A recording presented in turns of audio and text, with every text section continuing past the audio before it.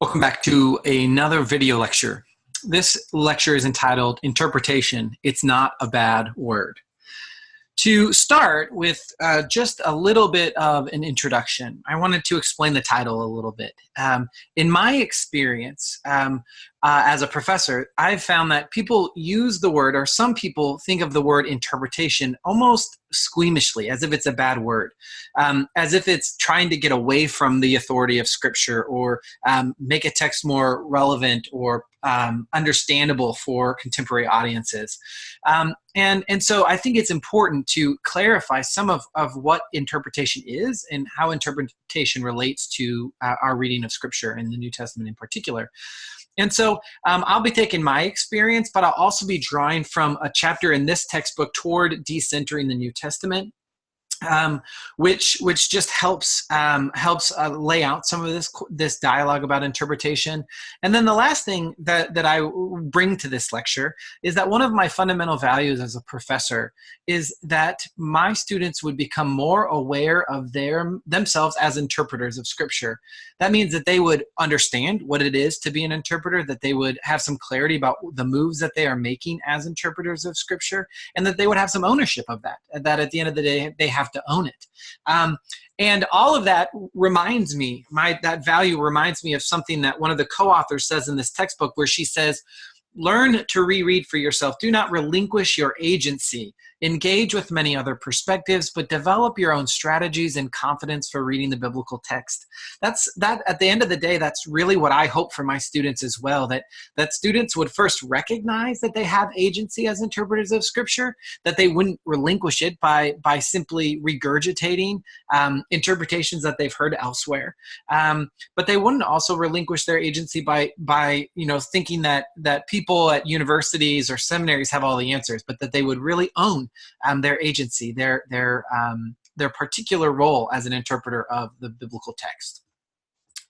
So to get through this lecture, and again, this is a very basic lecture. I'm covering a lot of ground, and so there's a lot of room for qualification that I simply won't be able to place in this. But I wanted to do a 4 on interpretation. So I want to cover 4 aspects of interpretation, and I've titled each of these, and I'll move through and then have some concluding remarks at the end. So the 4 on interpretation are homo interpretans, contested territory, making meaning, and lenses. So I want to start sort of at a very basic human level with this idea that interpretation is part of what makes us human. It's in our DNA. And so at a sort of basic level, we can say that there is a human need for coherence, order, and meaning, especially when coherence, order, and meaning are not necessarily there. And so just take a few examples of this. The first would be children discovering the world. It's all of this interpretation going on.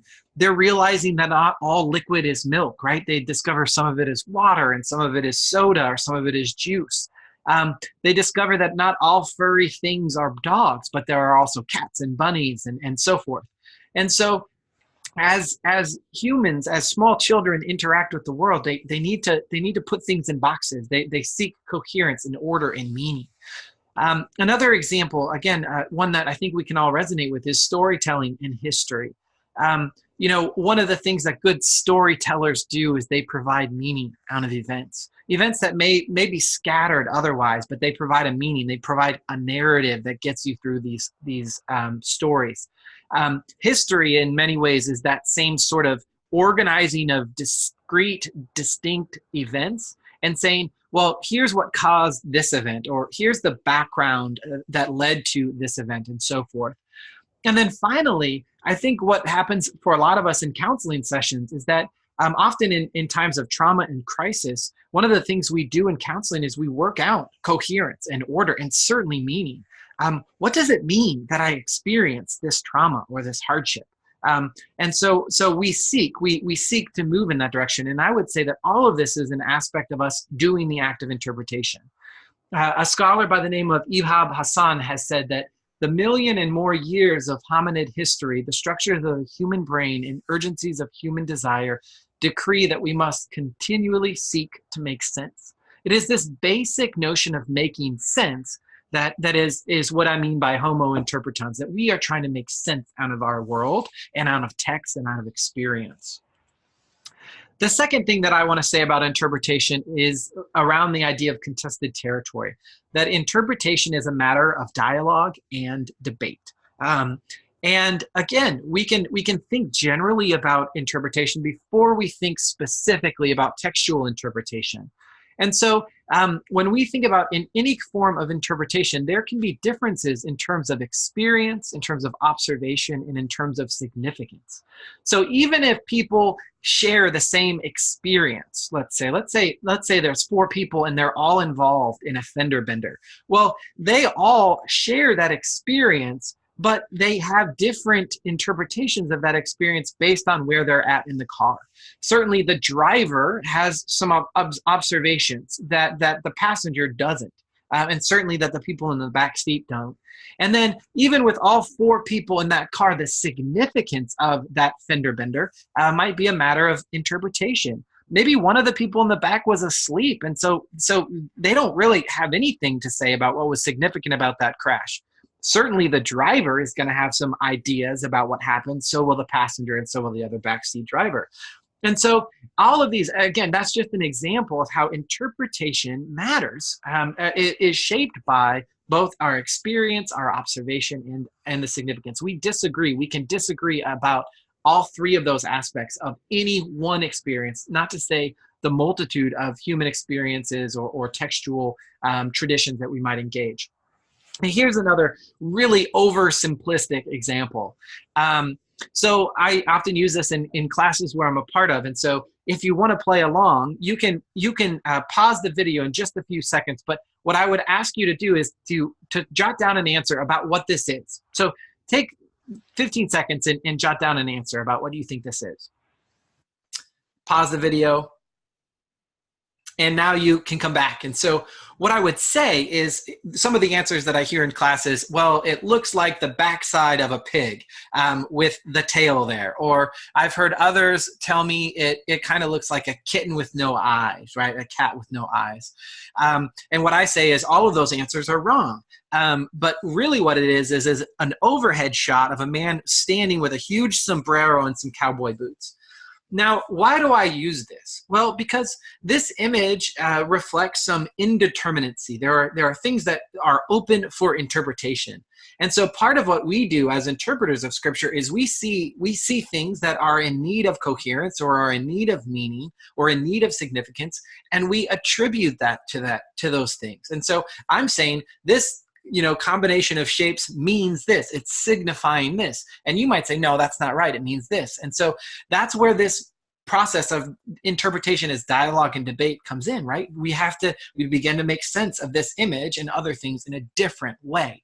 And so one of the things that's really important when we think about interpreting texts is the level of indeterminacy, the level of ambiguity, the level of uncertainty that confronts us at all levels when we read texts, but particularly when we read ancient texts like the Bible. And so as interpreters, we attribute some sense to these words, to these paragraphs, to these books. And so it's important for us to know that we're doing that. All of us are doing that. And that as a result of that, all of us doing it, we may not all do it in the same way. And so interpretation is contested territory. The third thing sort of flows out of what I just said about attributing meaning. And I'm now speaking specifically about interpreting texts. And it's that the interpretation of text is especially about finding and making meaning. And so one of the ways that scholars have thought about the way that we make meaning with texts is to talk about the 3 worlds of the text. And this is something that the author Kim talks about in the textbook that I mentioned at the beginning of this lecture. And so the basic idea is that there are 3 places where we can locate the meaning of a text. We can locate the meaning behind the text. That would be sort of the socio-historical world in which the text was written. We can focus the meaning within the text to suggest that the grammar and the word choice is where the primary meaning resides. or we can locate the meaning in front of the text, which means that meaning ultimately is made by my role as an interpreter, my questions, my concerns, my experiences. And those that teach about interpretation with these three worlds would say, chances are most of our interpretation is some overlap, some combination of these three. It's very difficult that we locate meaning entirely behind the text or entirely in front of the text. Usually it's a dynamic of those three worlds. And for my purposes, what's important is that we begin to clarify as interpreters when our questions are pertaining to each of these worlds. Is our question a question related to the world behind the text? Or is it a question related to the world in front of the text or the world within the text? Another form of thinking about meaning making that I found to be very helpful is suggested by Brian K. Blunt in his book, Cultural Interpretation. And he says that when it comes to cultural interpretation, there are sort of three intersecting and overlapping realities. And the first is the textual realities. And this has to do with the grammar, the word choice. It has to do with what's in the text, how the text is structured, and so forth. And so he says interpretation pays attention to the textual. But also, in addition to paying attention to the textual, there is an ideational world or an ideational component. And this would be sort of what the words point to. And so we might think of like really important words from the New Testament, like grace or righteousness. And some of what we do as interpreters is ask not just what that word is or how often that word occurs, but what did that word mean? What was the ideational component? What did it suggest? What are the concepts, assumptions, ideas, and all of that sort of is bound up with that word, that textual word? And so it's always, the ideational is this idea that the words point to realities outside of themselves to some degree. And then the third would be the interpersonal component. And this is that when we go about making meaning, we always are doing it from a particular place. We're always doing it from a particular experience, from a particular tradition, or so forth. And so we are shaped. What we see in a text, what we think about the ideational is all shaped by the interpersonal. And so if I was to redo this graph on the screen, maybe I would say that the interpersonal is the circle that contains it all, and the textual and the ideational are sort of located within it. But you can see, again, it's a dynamic process of interpretation that considers these three elements. Again, the importance, for my purposes, is that we can begin to clarify what sorts of observations, questions, and concerns we have with the text based on this framework: textual, ideational, and interpersonal. One of the things that I like about Brian Blunt's work is he helps us see two extremes in the process of making meaning with texts. And the first is text as a mine. And this is a view that meaning is sort of like contained in a biblical text. And if we just have the right tools, we can all excavate it out together. And so it doesn't matter if I'm a wealthy white guy or if I am a farmer in Nicaragua and I live from day to day off of very little income. That if we use the right tools, we're all going to get to the same meaning. And so this idea, this image of exegesis or interpretation as a mine is what has characterized most of Eurocentric biblical interpretation. Sort of assumes that our personal experiences, our cultural collective experiences don't really affect how meaning is made. The other end of the spectrum would be text as a mirror. And Blunt says that this is an overemphasis on the textual aspects, or I'm sorry, on the interpersonal aspects of interpretation. And so we begin to see ourselves too clearly in the mirror, perhaps. And Blunt says that this can characterize some forms of liberation interpretation. But what I think is important is these are extremes, right? There are very few probably true examples of either extreme. But what the reality is that each of us is somewhere in the middle of how we make meaning or attribute meaning to texts. Seeing in it a mirror, seeing ourselves in it. We want to see ourselves in it, but also treating it as a meaning that must be sort of excavated, pulled out from it. And this gets me to a quotation from Mitzi Smith, again, in that textbook that I think is important. She says this: the concept of exegesis is kind of a fancy word for interpretation, drawing out.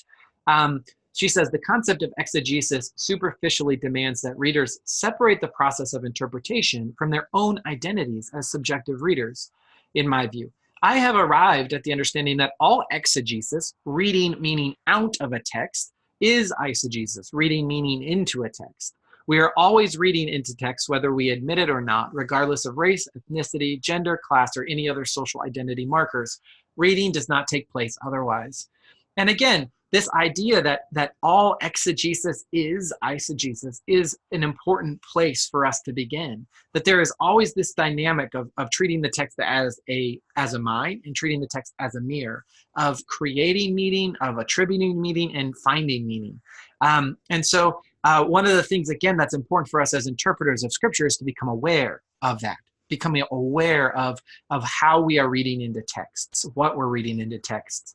And one of the ways that we balance that is by hearing other readers of texts that help us see things about the text itself and also our interpretation of it. The last thing that I want to say about interpretation is about lenses. That interpretations comes through certain lenses, whether we recognize those lenses or not. And so what that means is that there's no such thing as a blank slate reading. All readings are interpretation because we're embodied people and we exist in certain lenses. Lenses impact what we look for in our readings, what we see in the readings, and what we take away from those readings.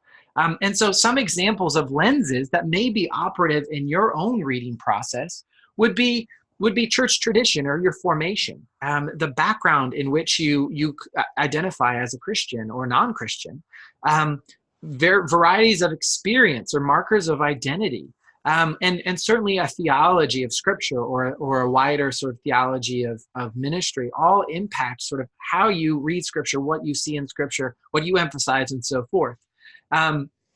And so Kim, again, in the textbook suggests that a reading lens or framework deals with hermeneutical and interpretive choices.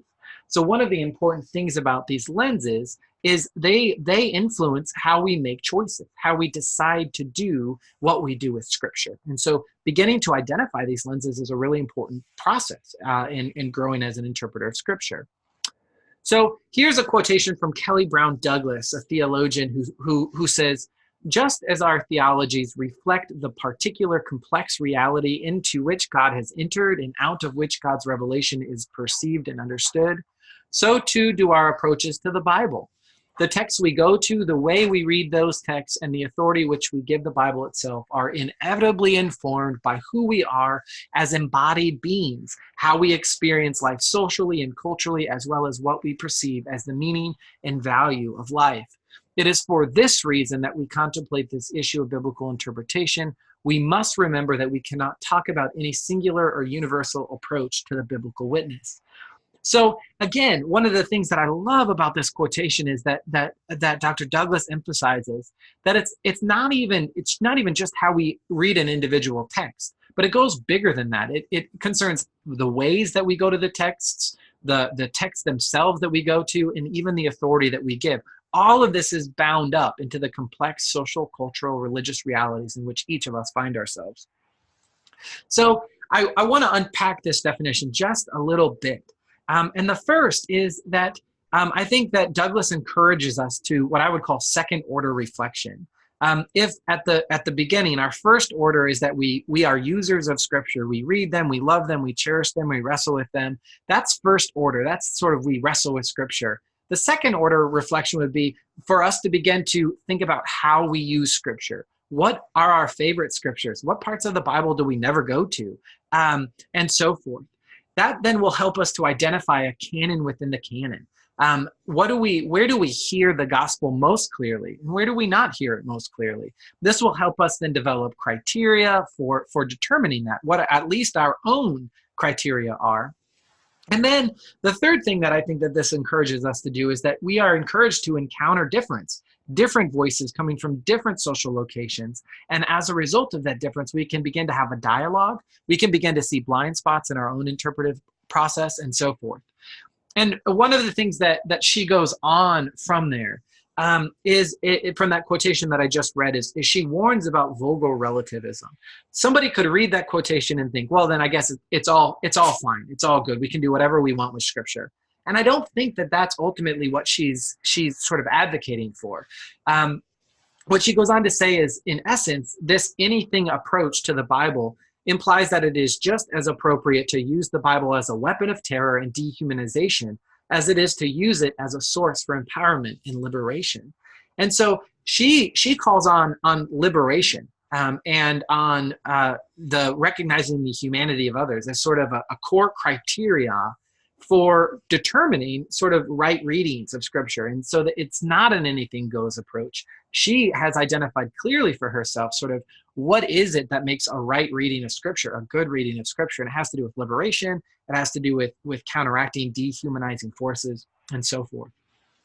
So in place of a conclusion, bringing this lecture to a conclusion, again, I've highlighted 4 aspects of interpretation that being human is being an interpreter. It's just natural to be an interpreter.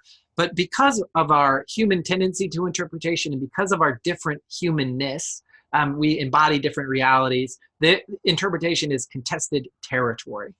The third thing that I said is that making meaning, particularly with texts, is in the spectrum of attributing meaning and discovering meaning. It's somewhere in between, in that there are these different worlds and factors and types of questions that we ask. And so I get back to that notion of interpretive agency.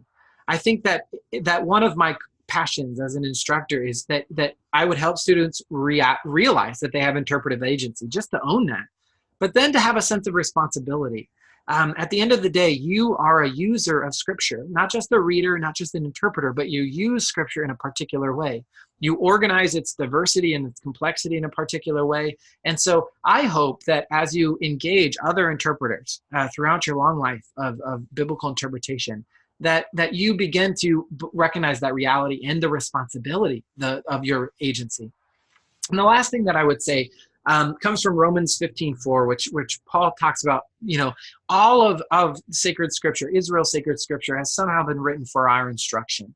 And I think that all of this emphasis on interpretation, and why interpretation is not a bad word for Christian readers of Scripture, for preachers and so forth, is that it's our attempt to say how these ancient texts are relevant and speak to our contemporary society. And that is an act of interpretation. That is an act of determining and discerning how Scripture interacts with our embodied experience, our cultural experience, and so forth. And it's therefore sort of core to our identity, our theological identity, to be interpreters of Scripture. So again, I could probably say a lot more, but I think I've let this lecture go on long enough. And so I'm going to end it here, and thank you for your time and your attention.